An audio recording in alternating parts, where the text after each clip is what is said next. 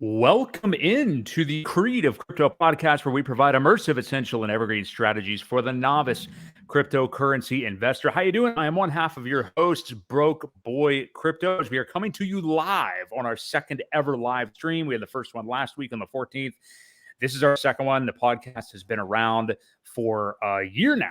Actually, celebrated our 1 year anniversary last week. If you are new to the podcast, and I've got with me my co-host with a bigger beard every single day, and he's brushing it out. It's looking, I'm loving the way that it's looking right now. We've got Crypto Ewok here.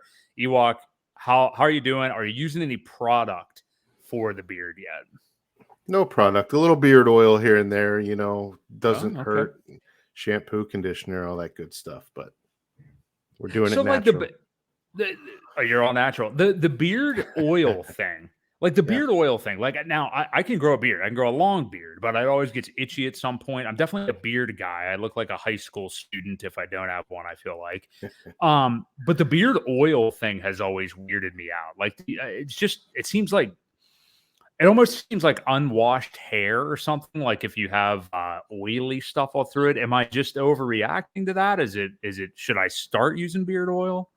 I don't know. Well, there's certain, obviously there's certain beard oils that are better for you than others.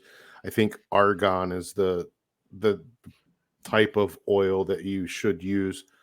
Some are more expensive than others too. It can get kind of pricey, and I don't want to spend $30 on a tiny tube, but it does. It's like an extra conditioner, and it helps keep the frizz down. There you go. It's not bad. Yeah.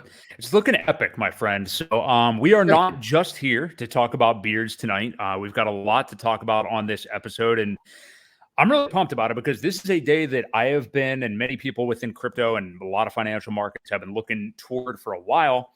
And that is because we did have yet another FOMC meeting today with Chair Powell and the gang. And really overall, I guess the main headline would be that we did get this 75 basis point hike that most of the market expected. But really with this, the devil is in the details. If you look at some of the other documents, the reports that were put out, it's not just the rate hike. So we will get into that and what it means for short and ultimately long-term action in the market. We're going to cover that. We're also going to cover a little bit later. Ewok, you brought up with me today this idea of a 7-year financial cycle that I'm really interested to get into. Obviously, we'll get into like some HEX, pulse updates and stuff like that.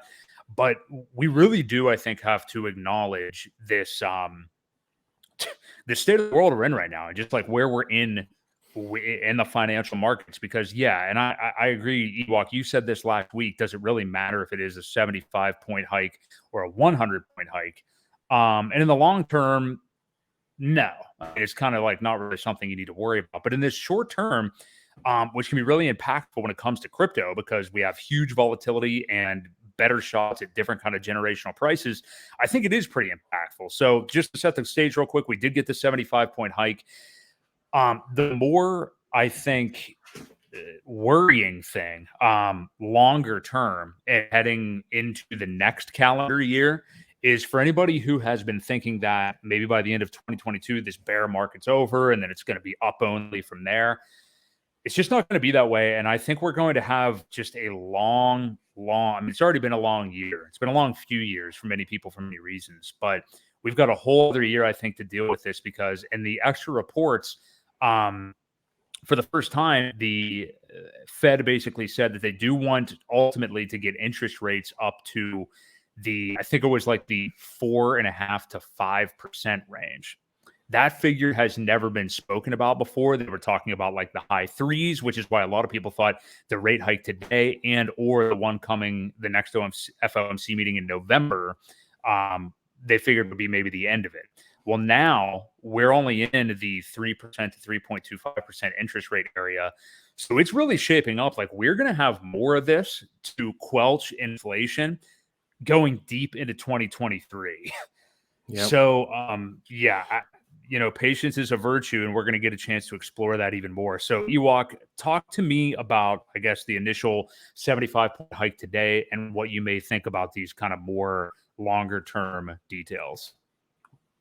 Well, to me, these hikes are, I don't pay a whole lot of attention to them. I know they're critical to slowing down the inflation as they keep passing more bills that just spend more money anyway. I mean, it's kind of right. I don't know that it's going to matter a whole lot. They've got to slow it down though. But the one thing you did say that I did want to touch on was it's going to be a very boring next year or two, maybe. Our next bull market cycle is not scheduled till 2025. So that's a long ways away. Especially when you're chopping sideways for even once we do hit the bottom, it doesn't run right back up. It doesn't happen overnight. It happens very slowly, methodically over the course of a year. And then the last year, like 2025, we'll see a high uptick on the cycle. But keep in mind, this is the first time ever that we've had a financial crisis, so to speak, at the same time as a crypto bear market, because the last time it happened was 2008. Bitcoin wasn't even around. Right. So, this is a whole new type of cycle that we haven't seen yet. So I don't know what to expect. But if we're just in line with the crypto cycle itself, 2023 and 2024 could be quite uneventful. So buckle up. Yeah. And that's the thing is we've had so many tough things to deal with this year, and many people, we're coming up almost on a calendar year of, when we, November last year was the 69K top. So now, you think about like how patient we have to be and everything. And the fact that it's going to go deep into next year, it sounds like a little bit more hawkish perspective from Powell than I think a lot of people expected. They did expect the 75 basis points, but this now, where a lot of people, like I was mentioning earlier, thought that maybe this would be the biggest final one of the year, and maybe it would taper off after this. I mean, I think that it's only natural to maybe expect another 75 now in November. I don't even remember when that meeting is set for. I think it's actually early November, if I recall. Okay. But yeah, I mean, and I agree with you. I do agree with you, Ewok, that long term, it's like, well, so what? I mean, this stuff is going to happen. Inflation needs to be squelched, and this is just a way that it was going to go at some point, and now we're just going to have to wait even longer. So, right. To me, it just is doubling down on, and this is something I've been talking in some of my YouTube videos on the Boi Crypto channel lately, is like, these are going to be generational prices that you want to make sure you are getting in on for anything that you have long-term conviction in for, 5+ years in the crypto space. But not only that, in this boring time, you cannot just be sitting here looking at the market go up and down and like a leaf in the wind, not doing anything else. I feel like we have to be doing, and again, this is for people that haven't already made it to the Citadel or aren't already into the financial freedom space. If you still are trying to make it, which I think if you're watching this, you probably are, I feel like you have to be doing everything you possibly can to drum up extra dry powder, whether that's anything from like taking a job at the local bar down the street for a few months or something like that, to whatever. I mean, a larger endeavor or starting your own small business or something like that. I think that you can't just sit here being a product of the markets. You have to be working on something for yourself in the meantime.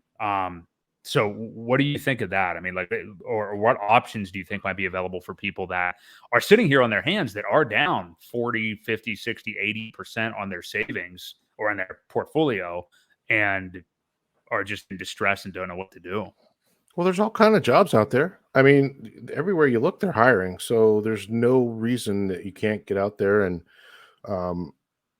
get a second job, get some dry powder and start dollar costing in. We've said it how many times that this is where generational wealth can be made. And, there's the only excuse or only person getting in your way is yourself. There's plenty of options. There's plenty of ways to make some extra money, work some extra hours. Now's when you do it. Don't wait till it starts to go back up. You want to do it while it's low. So you don't have to be the one to say, I missed the boat again. I wish I would have got in when you did, because that's what you hear, because people don't take advantage, and earn the extra money to invest it when the smart money is getting in. Right. Yeah. And what I want to ask you, Ewok, and again, you've been around these markets here for the better part of 5 to 6 years at this point. As crappy as this year has really been for a lot of people, obviously, there's at least been action in that we were discovering we were in a bear market, I mean, like from the beginning of the year to now, it's just gotten worse and worse and worse. I really think of the highlights back in May. I think May was the big realization for a lot of people that didn't already think we were in this style of market, when the Terra Luna disaster happened and then all of these terrible CeFi lending platforms just went up in smoke. I think that's really whenever it was like, okay, we're in a different environment now, Yeah. So there's been action this year, even though it's been terrible. But I'm more interested in what you were just alluding to, and what I think we're on the precipice of after one final red candle from hell here soon. Is that just terribly boring, long stretch? And I don't know that crypto people, even the most avid, are ready for something like that. Just no price action and it being down, you know what I mean? And just sitting on your hands with these prices at the bottom of the barrel for the better part of a year, if not more. Talk a little bit about that psychology, because again, this is a market that usually has so much activity in it and so much volatility. From your times in the past, how do you get through those times when it's like, what money is there to be made other than just like dollar cost averaging in? Because it seems like the market's never going to go up again. Well, I mean, there's obviously yield in Hex that is trustless, immutable code. The contract pays you for locking it up. So if you're making yield during these times, more power to you. It helps that 85, 95% dip, when you're making 30, 40% yield. So that helps. There isn't much to say for the psychology of it, other than you've got to kind of just deal with it. I find myself not looking at the charts. You and I talk quite often throughout the week. We don't just wait till we stream to talk about things. And a lot of times you're the one that brings up, hey, see what's going on? I'm like, nope, I didn't really look. I have a couple other buddies that are looking constantly, and I'm like, no, I don't pay attention. There's really, no need. You think you're better than everybody else? You think you're better than everybody else, or what are you saying here? No, not at all. I find it more stressful when you watch it all the time. Oh yeah, just knowing that it's still going down and we haven't felt max pain yet. So, for me, the little dips right now don't matter. I'll start paying attention when Bitcoin gets down to 12, 13,000. Then it could get interesting, because I think that last dip will be a very quick one. Where it will get bought back up, and I hopefully the the interest rates level out by then. Hopefully the the discount on the Bitcoin futures, the ETFs, switch back to being positive. There's a lot of events that need to happen before we truly reach bottom. Who knows? Maybe the Gox coins will release by then. But that could take quite a while too. So it's a weird time. So I find not paying attention to it and getting out and doing things and trying to earn some extra money right now, so that you do have the dry powder, so that you're in a good position to take advantage of it. That's the best mindset and best advice I can give. Being financial advice, but that's what I recommend. Well, you did bring up a good point you do bring up that there is yield right now, and we're not even necessarily just talking about Hex, although you've got the t-shirt on, but we're also talking about, DeFi in general, and that's something that didn't really exist in prior bear markets, you know, and that's what's so great about this with yield in crypto right now is you don't have to necessarily feel like you are just that far down on your portfolio. You know, you need to be yielding in the stuff that you believe in long term.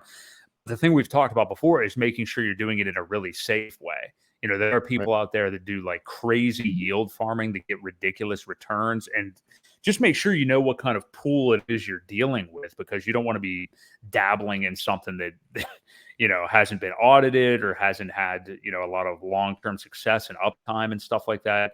And obviously, I mean, we don't even need to go down this route, but don't ever do it in a centralized way. Just, you know, this has to be done with DeFi, you know? Yeah. If you don't control the keys, and it's not done through your own wallet, don't mess with it. I did see Miguel was on last night saying dollar cost crypto. Saying something that was something ending tonight or tomorrow night or whatever it was. And he put out a release. I can't even remember what it was because he plays with all those weird. Oh, it's Serendale or something within. Maybe it was, because it sounded like Arendelle from Frozen or something like that. So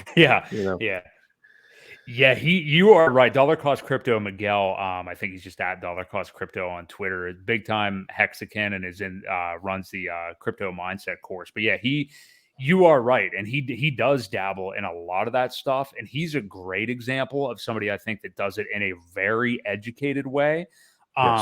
But also tries to maximize his gains. You know, I don't think it's something he's so far deep into it. And for those of you that aren't familiar with him, check out some of his videos. I know he does a lot of yielding within the Phantom ecosystem and knows about all kinds of different stuff within there. And which is some of the stuff that they're doing is crazy as far as their yield. But he's somebody who is extremely educated on it and can do it in a very aggressive but safe way and knows when to get out.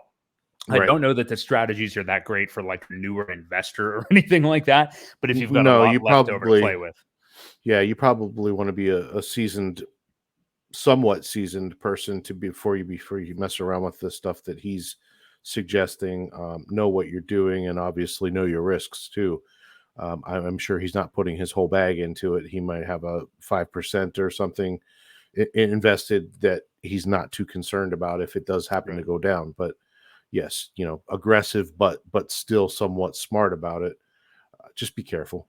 But there is a lot of yield out there to be made during these times. Just be careful.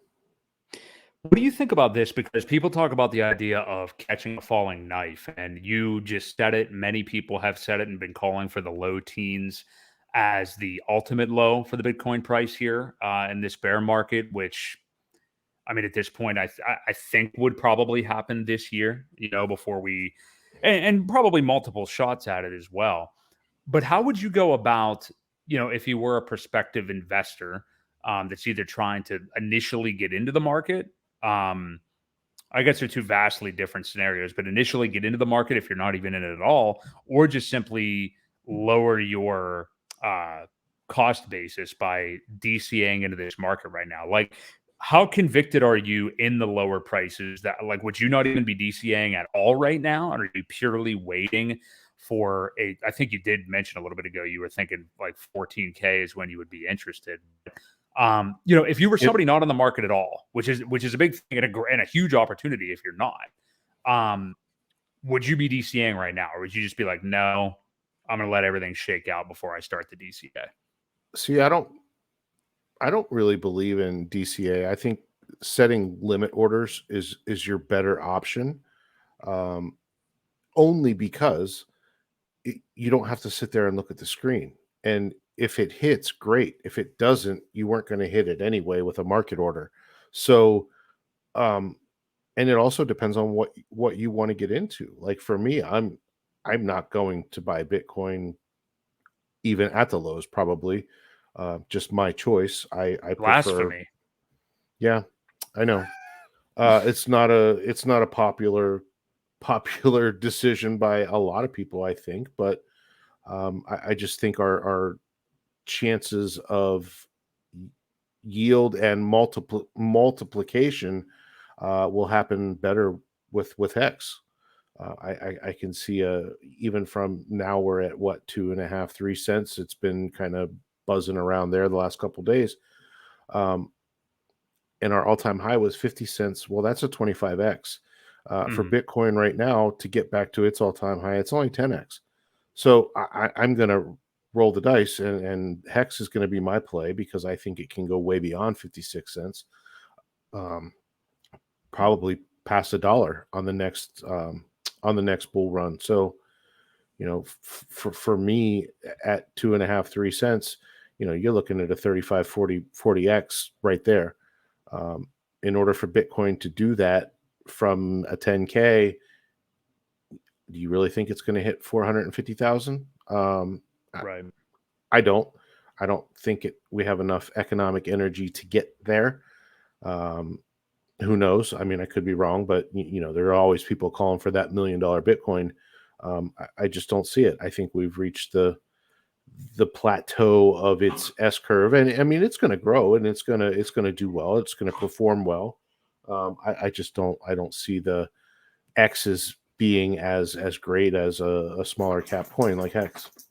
So no, I do completely agree with you there. I don't think there's that kind of now there's certainly money to be made in Bitcoin, and sure. We haven't reached mass adoption or anything like that yet. But I do agree with you that there's so many other opportunities within the market, but you really need to be educated about them, and obviously you are a hexpert, our resident hexpert. And I've become much more educated in it over the last year or two as well. And I think you're right. And, I'll be a little bit blasphemous too, to the Hexagon community. I don't think it's the only opportunity out there to make those kind of gains over the next couple of years. But I do agree with you that, yeah, it's one of the few that I would hang my hat on and look for those kind of exits from. And this is whenever, you really have to look at like who you are and what kind of investor you are and why you're in this market. I think most people that are in crypto, most people that are in crypto will probably have like $50 of Shiba Inu sitting on Coinbase somewhere. But like most people that are really in crypto are looking for like generational wealth that they didn't think that they could attain ever. And now they see a bubble or an opportunity over the next decade or so to change their lives completely, Sure. unrecognizable. And there's so much terrible shit. I shouldn't say terrible, but like, there's so much bad stuff has gone on for the last 2 or 3 years. And I know people have massively lost trust in their governments and in money and the legacy media. I mean, it's been happening exponentially, I think, since probably 2016, but it's really been ratcheting up for the last couple of years. And it, sometimes it's just like, you know what, dude, I'm just going to throw caution to the wind.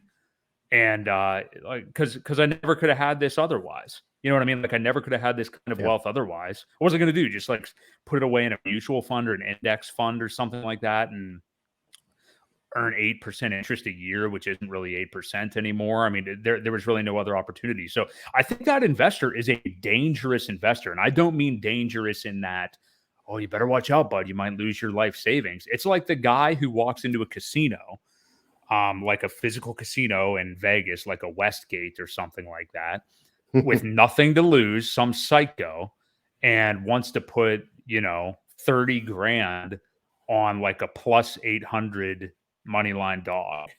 And they're just like, oh boy, I don't know. I don't want to take this back. Because that guy wins, he's got nothing to lose. He's just a dumbass, I'm not saying these people are dumbasses because I consider myself to be one of them. It's just like, you don't care anymore. You shoot off your own foot because you're looking for that opportunity. So sure.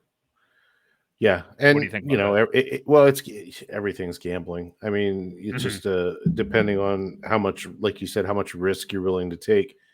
I'm not I shouldn't say that because what I just said kind of says I am, but all on black, when I say I'm all in on Hex, I don't mean that. I am a Richard Hart fan of what he does, and his intelligence level is clearly beyond many of the other influencers out there. what he's building with PulseChain and PulseX. And so I don't think Hex is the only thing. I didn't mean it that way. No, I know. There's going to be some of those gains that we're going to see are probably going to melt faces, because you're going to have the opportunity to get in on some early several thousand X by getting in at the beginning of those. But I still think Hex is still the go-to with the way the T-shares are designed, and you can set up the ladders to have a recurrent inventory, passive income with your staking ladder, and you peel off the interest and you just restake it back out to the end. It's a perfect system that you don't have to rely on anybody else to do anything other than yourself. So, I think there are plenty of other things. I will get some Ethereum, hopefully at the bottom, because we are going to need the gas to do, our transactions. So it's a good time to pick up some of that. I just, I'm just past the whole Bitcoin, thing. So yeah, I mean, like I said, get it. I'm not the guy that's going to dump 30 grand on a, 8-point underdog on the road. Not for me. That's not my style, but they are dangerous. Well, I tell you. Even like you said, and I think this goes for a lot of different investments in general, but like you just said, there's a huge difference between, being like all in on Hex or all in on anything, I think, really, compared to like literally just putting it all on black. I mean, you go from like a 50-50 chance of something to, when you're making a decision to invest in something, there are many layers of the onion that you're peeling back and many variables that make you do that. It's not purely, it's a more calculated gamble, I guess. Sure. You're not throwing a dart at the board, whatever it lands on, putting your money in. It's not anything like that. So, right. I mean, a lot of blood in the markets today. I actually texted you earlier, and I thought maybe there was a chance that we would get down to the previous lows of earlier in this bear market from June by the time we were doing this live stream. We're about, man, $800 or $900 BTC price off of it. We're at 18.5K right now. Ethereum's at about 1250. Which I will say, that puts Ethereum right at its 200-day simple moving average, which is traditionally a pretty good spot to DCA into something. I do agree with you, Ewok. I think that we are going to revisit the lows for ETH that we had earlier, which were 875, maybe lower. The interesting thing with ETH, and after this, I want to transition to some other stuff, but the interesting thing with ETH that we talked about before, we talked the merge last week. That was the actual day of the merge. The price of ETH ran up so much, it 2x'd in the midst of a bear market when everything was going down, purely based on the buy the rumor news of the merge. I mean, it literally went to 2K for a short period of time. So it went from 875 to 2K. We're now, again, back down here at the 200-day MA or 200-week MA at 1250. And I think probably revisiting where we were before. It's just crazy how like all this meat came off the bone of Ethereum because it already flew up so high. Like it today was down and still I think is down in the top 100 more so. Yeah, it's down 7%. Yeah, Ethereum's down more than about 93 of the top 100. The day just ticked over, so right. Correct. A half hour ago. Yeah. Yeah. Yeah. But yeah, it's been down more than anything. And all this, like I said, this meat coming off the bone of the price of ETH because of, the buy the rumor of the merge. So do you think, man, I don't know. Do you think the selling pressure, especially on ETH, is just due to people realizing that like there's not a lot of gigantic fundamental changes in ETH in the way that you and I and others use it every single day right now? Or I don't know. I just don't understand. Are we just that dumb of a market where it's just like, oh my God, the merge. They announced it in September. So the price, I don't get it. It was so hyped up. And again, you and I can scream at the top of our lungs that it's not going to do anything. Nothing's going to change. You're not going to notice anything other than, now it's proof of stake. They're not minting quite as many Ethereum anymore. But that doesn't affect you or I. The one thing it does affect, though, is the amount of sell pressure. So you don't have the miners dumping all their rewards to pay their electric bills. That's the one thing that is a positive of what happened. But again, it doesn't increase the throughput. It doesn't increase or lower the gas fees. The speed isn't any faster. Still 13-second blocks. A lot of things didn't change, and I think there was many people that didn't realize that until they used it and be like, "There's no difference here. What's going on?" So, while we're on this topic, though, have you played around with the proof of work chain that is still running? No, and I am glad you brought this up. I actually meant to. I didn't even think of bringing this up, but yeah, I'm interested in your thoughts on this because the proof of work chain of Ethereum with the former Ethereum. I guess the second former Ethereum because there's also Ethereum Classic. Right. Yeah, still has action going on it. So yeah, tell me a little bit about what you have seen or know about it. Well, it exists. You can change a setting on your MetaMask wallet and get over there. Now, honestly, the only thing that really works is true DeFi. So if it's kind of a telltale sign: is your project true DeFi or not?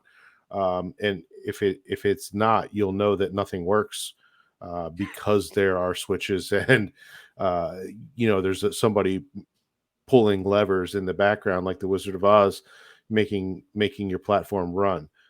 Hex works. It's one of the only things that has any kind of activity over there. I saw, and it made some pretty interesting gains as well. So, the Hexicans are definitely all in on. They had people within the first couple hours that had front ends set up, ready to access your stuff, so that you could point the stakes that you had on the other chain that now exist over there too. So you just have to pick up a little bit of ETHW, which you can get some on. I recommend doing it on ChangeNow, changenow.io. You can swap for some ETHW. It's very, very cheap, and you can have it sent to another address so that you're not really taking a chance with your your regular wallet that may have sacrificed balances and things like that. So I do recommend using a fresh wallet to do any kind of trades or anything like that. Now, obviously, your stakes would be on the same address. You can't change that. But once they end and you interact with the true Hex contract, I would move those to another wallet before you do other stuff. Yeah, it's really interesting. I saw some tweets and I guess also some drama around it. I didn't really read too far into it, but just over like the pump of the price of Hex on the Ethereum proof of work chain. What did it go up to? I saw it was at least at 60 some cents or something like that. I don't know if you. Well, there was very minimal liquidity, which when there is little liquidity, you can move the price up and down very quickly and easily without a whole lot of market energy. I don't know what it went to. I did pump. I didn't see that it was that high, but it did start pretty low, and I think it 3,000 or 4,000 x'd in price within a couple days. So, but again, the price of everything started pretty low. There was essentially no value and no liquidity. So the second somebody put a couple $100 of liquidity in, people bought it up, and it really made the price shoot up. It's evened out a little bit now. We talk about degenerative stuff, behaviors, things like that. I don't recommend getting into that. However, who knows what it could be? So, you don't want to ignore stakes that might be ending, end stake them over there if you can. And, just don't let them bleed out is what I'm saying. You don't know what it could do. If it goes to nothing, then you've spent a couple bucks to end some stakes maybe. But if it does something and, then we end up with Hex on 3 chains, why not? Right. Sure. Richard has always said, I want to see expensive hex everywhere. Yeah, I heard that. So, I think the FUD was around people going over there and doing stuff on an untested chain because of the replay attacks, which I'm not really schooled on what those are. I just know it is a vulnerability with your wallet address where vulnerabilities happen if you use a wallet that you may have sacrificed with. You don't want to take a chance and lose something that good on something that may be nothing. It's just not worth.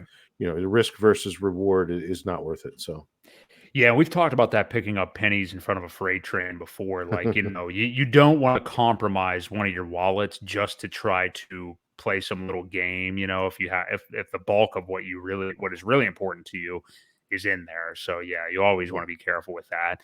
I want to ask you though, Ewok, and I saw some of this conversation going around, and we'll kind of really start getting into some hex and PulseChain stuff here, more so PulseChain. I'm interested to ask you, because of some of this action we saw on the Ethereum proof of work chain, do you think that this kind of reflects what it may be like when PulseChain launches? And I'm not comparing the two products or anything like that.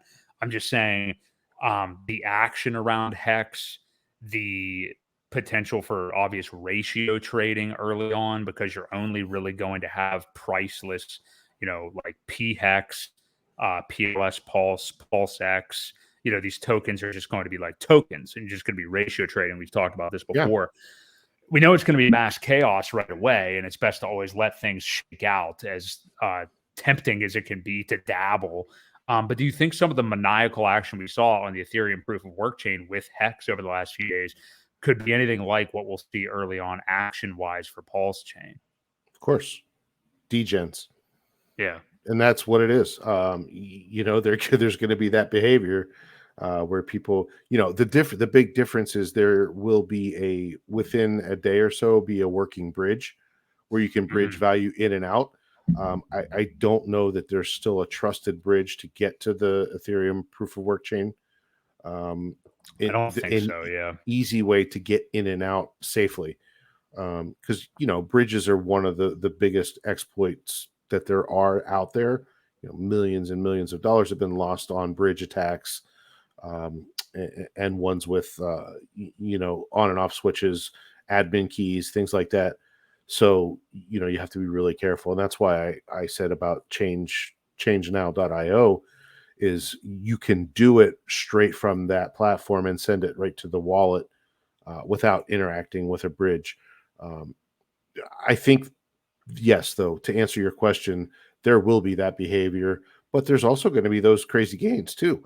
You just really got to know what you're doing, especially with the ratios, because there isn't going to be a price until that bridge kicks on and there is something of value to tie it to on another network, which will give everything else a price at that point. But yeah, there's going to be some people, I think, that find out later down the road that they were trading on a 3-to-1 ratio and the values were so out of whack at that point that they really made a bad decision. I think the best play is to just sit back, let the degens degen, and wait till it evens out a little bit. Wait till we get a bridge. Wait till the dust settles, and then if you want to, buy in at that point, that's a good time. Now, usually when a new chain launches, it launches kind of high. It takes a little dip, finds a bottom. It finds a price floor, and then starts to go back up. So honestly, I think it's the best play anyway to wait. But there's going to be people out there that they can't wait. They can't, they can't help themselves by trying to be the next lottery winner. So let's focus on the person who is, and I think this is probably going to be the majority of people that are interested in getting into PulseChain whenever it does launch. We're now obviously in September of 2022. The last time there was a sacrifice phase for any of the coins in this ecosystem, we had Pulse in the summer of 2021, and then we had PulseX. It was actually the beginning of this year, if memory serves, or in December. Okay. So at this point, it went into January. It ended in January of this year. So at this point, let's talk hypothetically, because again, I think if somebody were listening to this right now and was interested in Hex or interested in PulseChain, I think the chances, maybe I'm wrong, but I think the chances might be that they have not had a chance to sacrifice or missed that, I should say. No, yeah, I'm sure people are watching that did already do it or are waiting around to get those coins. But in a perfect world, just giving kind of dumbing it down to this simple question. When Pulse actually launches, let's just say that you are a person, maybe you hold a little bit of Hex, like just a reasonable amount. It's just part of your portfolio. And then you've also got, we'll say, just $1,000 of dry powder. And you just want to make sure that you spend it, the best way possible in this ecosystem. So if it were you and you've got some Hex, you're going to get your copy on the PulseChain, you're going to get your P Hex, that's already taken care of. With that dry powder, if you were that investor that is really upset that he or she was not able to get on the fair launch, the bottom floor of Pulse or PulseX, what would you say to them, or what would you recommend they do with $1,000 at launch? Well, it depends on what you're calling dry powder. I would not have it in USDC because just cash. We know. Okay. Well, I think we've talked about this strategy, and I'll stand by it. I still think having Hex with your dry powder now is the best play, because Hex not only will have the most liquid pairs, but probably the best ratios. So when you get that copy, put it in your Hex now, so that when it does get a free copy, then you could use that. I don't recommend sitting back with dry powder to enter into that market. At that point, you're going to have to wait, first of all, the couple days until the bridge goes live.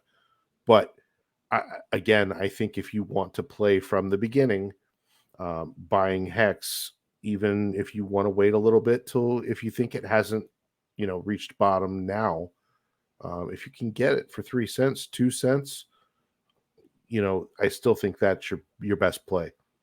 So, and that does make sense. Yeah. And for people that are maybe new to it or don't understand, and we have talked about this before, and I do agree with you wholeheartedly. The play actually is to just buy Hex. Now, that doesn't mean just necessarily do it blindly. I know some people do, but we are still in this market, and you and I are sitting talking about potential prices for BTC. We've already seen Hex, and I've been looking at Hedron too, the price in relation to the regular market. And we have been seeing, maybe not long-term, but like short-term pulls away from it. I've seen Hex dumping when the market's pumping a bit and vice versa. It just seems like, and that's cool. I enjoy that, actually. I think it's good for people's portfolios, but I think you're right. Yeah, I think the play is definitely going to be just to accrue more Hex now. And again, not necessarily rushing into it, but DCAing into it, or, the low on Hex of this bear market has been just under 3 cents. Which we're approaching here again. 2.6 is about the minimum that I've seen it reach down to, right. And that has been, that was a double bottom. So we hit that back in June. Right. It dipped down to about 2.7, and then yesterday or the day before, 2.68 or something like that. It wicked down to. That was quick, yeah.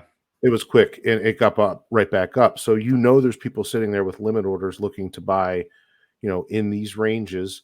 And there's also speculation of people that are doing, again, degens are going to degen.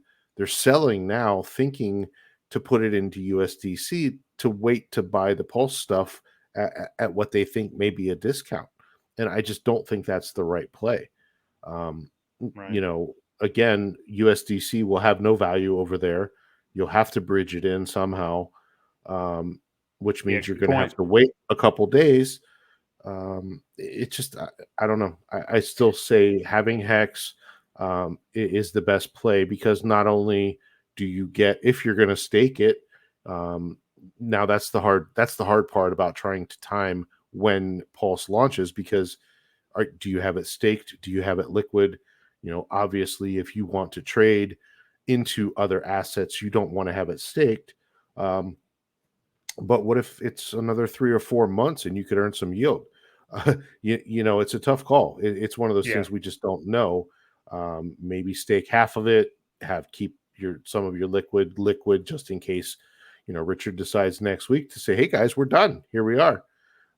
Get ready. Here it comes," because we just don't know.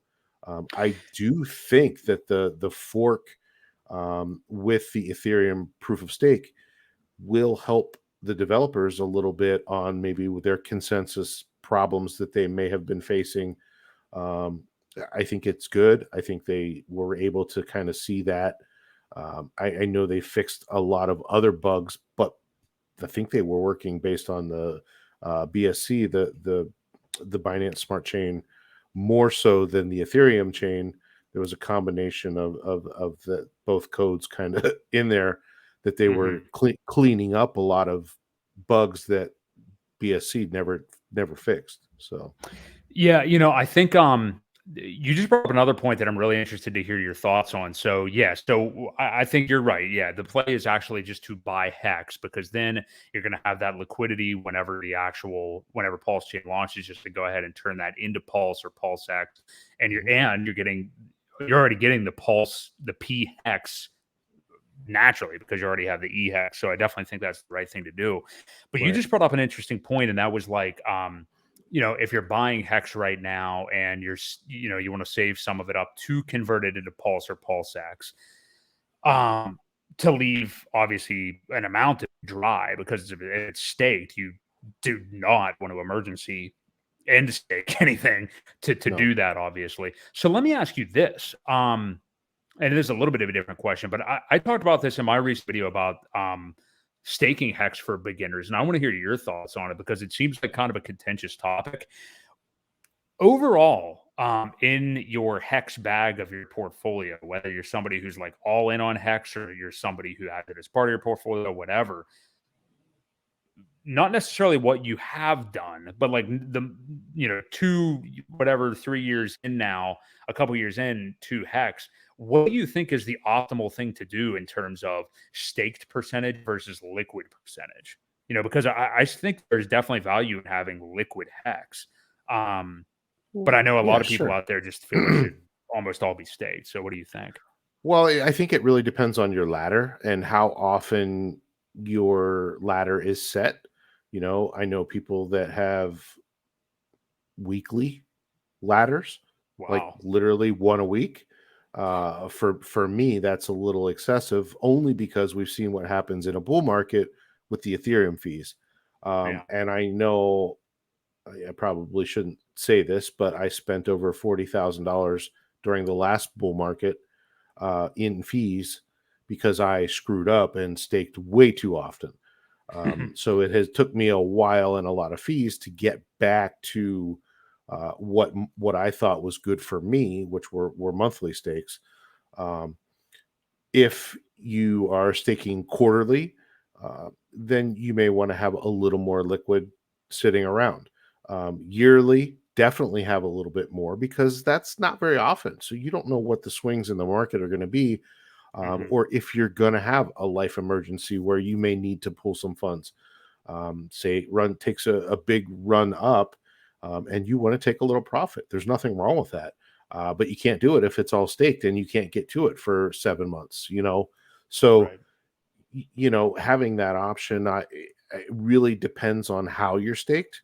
For me, having monthly stakes, I don't feel the need to carry as much dry powder, because I know there will always be one in 30 days. So, not a whole lot. I guess I shouldn't say not a whole lot can happen in 30 days. That's not true.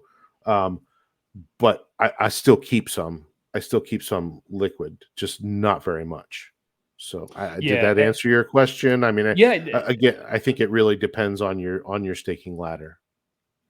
Yeah. I think that definitely makes sense. And I would think that for the majority of people that do have Hex and do the bare minimum of like a 15-year staking ladder, which we've talked about ladders before. There's plenty of material on ladders, like on YouTube and stuff like that. We could maybe even do an episode even more dedicated to like the optimal ladder for you based on how much hex you have. But I think at the very least, somebody who has an actual good ladder setup would be probably the standard like 15-year, once a year ladder or so. I think that's probably like the base version of one. And in that case, yeah, I agree with you. I think it would make sense to have a good portion of liquid hex also to take advantages of those other swings and things like that.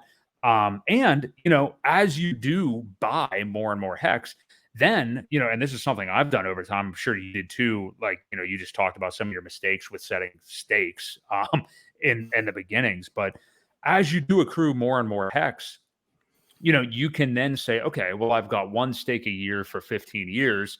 Now I have enough that I could do, if I have one set to come out in April, I'd like one to come out in October now or something like that. Yep. And then you could start from 15 back to one, and then maybe not even one. Maybe I think it probably is best to do like 3+ year stakes. I don't know if you should really be doing way shorter term than that at this rate, but not unless you have a big amount. It's really not worth it to do anything under 3 or 4 years.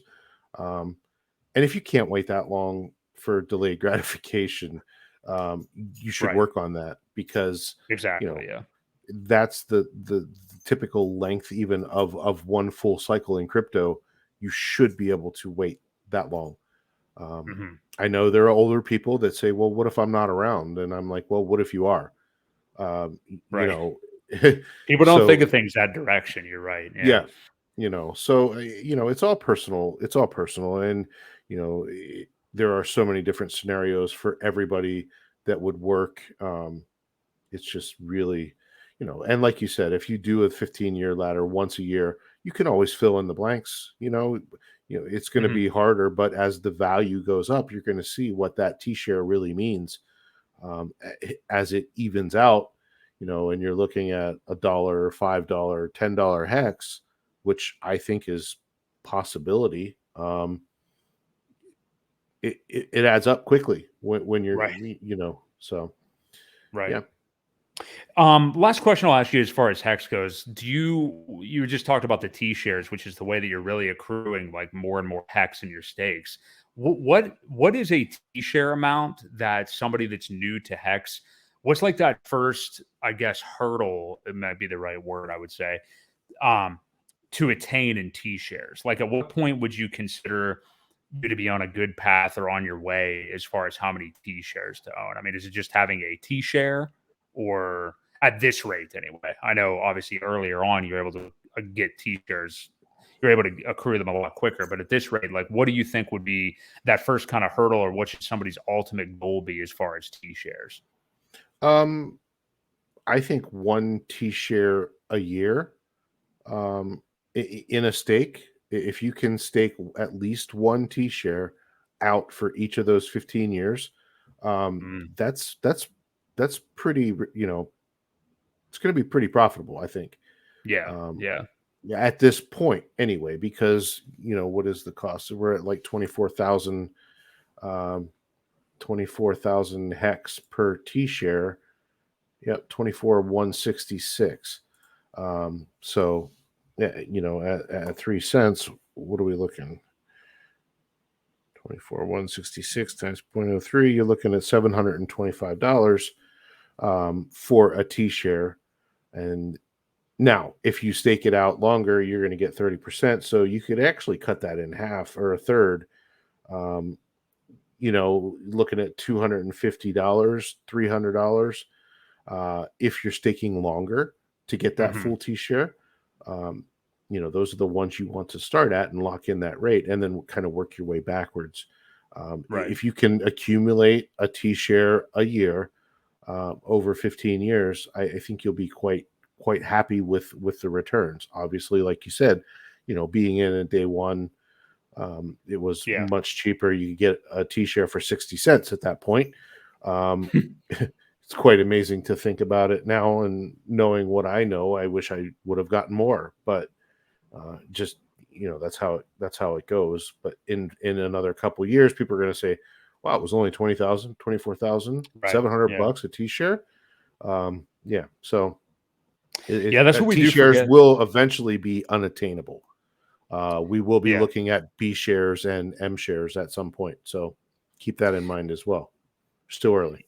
I think you make a good point, not just with Hex and talking about T-shares, but also just this market in general right now. Like, I mean, I know we hear it all the time, but just talking about zooming out and realizing like the opportunity that we may have. And it seems to some like not an opportunity because, you know, everywhere you turn, it's negativity right now and people panicking and everything. Twitter looked pretty rough today. I mean, it felt to me like June again. Like what I was reading on Twitter and stuff today was a lot similar to June. And I think people don't realize how special of a time this could be because it is going to go on for so long, quote unquote. You know, I mean, we could be dealing with this through next year. So I think sometimes it's lost on people that like these, you know, ETH was trading at a 4x months ago. You know what I mean? Not even a year ago. And I haven't heard it. Yeah, I haven't heard enough people say Bitcoin's dead yet. Bitcoin's going to zero. Right. It hasn't happened yet. So, you know, I think some people think that Hex may be a little uncorrelated from the Bitcoin and the Ethereum. We'll have to see. It could play out that way. And that's why I'm suggesting still even the 2.53 cents range could be the bottom for Hex. We may have already seen it because it's been a year since our bottom. I think the actual, or I mean, since our top, I think the top happened on. It was September. I know that. Yep, pretty September 19th. So it. Wow, look at 2 days ago was a year. Yep. Wow. So also when we started this podcast too, interestingly enough. And this is episode 20. Did you know that? This is episode 20. Yes, it is. Mm-hmm. Yeah. So kind of a pathetic output by us. Maybe I don't know if it's more my fault or your fault, but yeah. We're going to have more this year. Yeah. Life gets in the way a little bit sometimes, and we plan on being a little more consistent. The bear market is when you build. So we definitely plan on being here on a mostly weekly basis throughout this year. But yeah, I think this is the time to pay attention. I agree with you, Ewok, that we need to see a little bit more excuse me, as far as people really calling for the end of Bitcoin, you know, but I think we're approaching it. You know, I was saying on this podcast and on my YouTube videos for a while that I did think that today's events would not right away, but eventually over the coming weeks here lead to the final leg down, you know, that it would be the main catalyst for it. And I guess if I were to amend that at all, I still believe that, but it sounds like maybe it could go a little bit deeper and darker and for a longer time than I originally thought, based on some of the things today. So, yeah. And one of the things we didn't touch on, I know we're approaching an hour and we'd like to kind of keep it at that, but this whole Shemitah thing, I don't know. Oh yeah. You know, I totally forgot. We didn't talk about it, and I brought it up to you earlier, and you said I had never even heard of it. Well, I had never heard of it either until more recently, when I think Randy Halarski, who is, you know, he's been in the markets for quite a while, used to work for the Dollar Vigilante group, and recently left them as well. But the Shemitah is it's the Jewish calendar, apparently, that cycles every 7 years, and it's quite interesting to see the graph that I even sent you. On the different things that have happened at the very end or very near the end of the 7 year cycle. And can you share it? Are you able to share your screen now, or is that a no? I don't have that. I probably can, but I don't have that image. You might be able to if you do you have it pulled up? No, but I don't think it's going to let me share my screen on here. Oh, yeah. Well, give me a second here. Yeah. Keep talking. I'll figure it out. Okay. I don't have the image, or I would share it. I forget where I even found it. But either way, so at the end of these 7 year cycles, which is the Jewish calendar, is different from our, I guess, what is it? Our Gregorian calendar is what we use. It ends in roughly September-ish. And a lot of weird events have happened at these 7 year cycle events, like 2001 was 9/11. And then on the 15th, I believe, was the first day that the stock markets opened back up after 9/11. And that day, everything crashed. So that was 2001. And then 2008, we had the major housing crash, and other things crashed in September. And then 2015, there was I think there was some Chinese markets that really crashed hard. And now they're looking at this September 26th is technically the last day of the Shemitah for this cycle. But there was a German gentleman who was giving some sort of talk somewhere.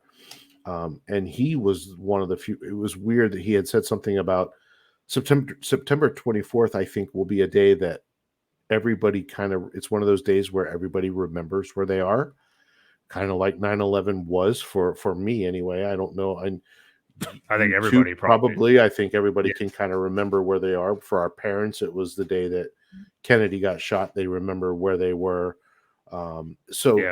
There's just things like that being talked about, and it could be interesting. I don't know. Just pay attention to these upcoming events in the next few days, week, whatever it might be.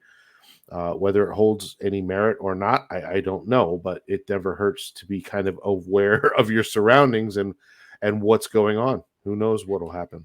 Yeah, check out Shemitah. It's Shemitah, in the 7-year cycle. So yeah, pretty interesting. It goes from 1966 up to 2015 so far, and then obviously 2022 would be the next 7 years. So yeah, interesting stuff. Something I'd like to look into a little bit more in my spare time. But yeah, this has been a good one, Ewok. Yeah, we'll see where the market takes us over the next week. We did have a lot of negative action today. We will see if that continues this week, but I really think the mid to longer term here over the course of October and into November, maybe this week, but I think deeper into October is when we might start to see the real effects of people realizing like what we're in for here. So yeah, hold on to your butts, as that guy from Jurassic Park said. It's going to be an interesting ride. Ewok, any final thoughts from you here over the coming days, or anything you want to leave the audience with? No, I don't believe so. Like you said, pucker up, hang on to your butts, right, and enjoy the ride, and get an extra enjoy job. it as much as you can. Yeah, get an extra job. Watch my YouTube channel and eat rice and beans. Like and subscribe. Like and subscribe. Dig out your minimalism hat and put it on here over the next year or two, because I think we are going to need it. So we will catch you all next Wednesday, same bat time, same bat channel, 8 p.m. next Wednesday. So for Crypto Ewok, this has been BBC Broke Boi Crypto on the Creed of Crypto Podcast.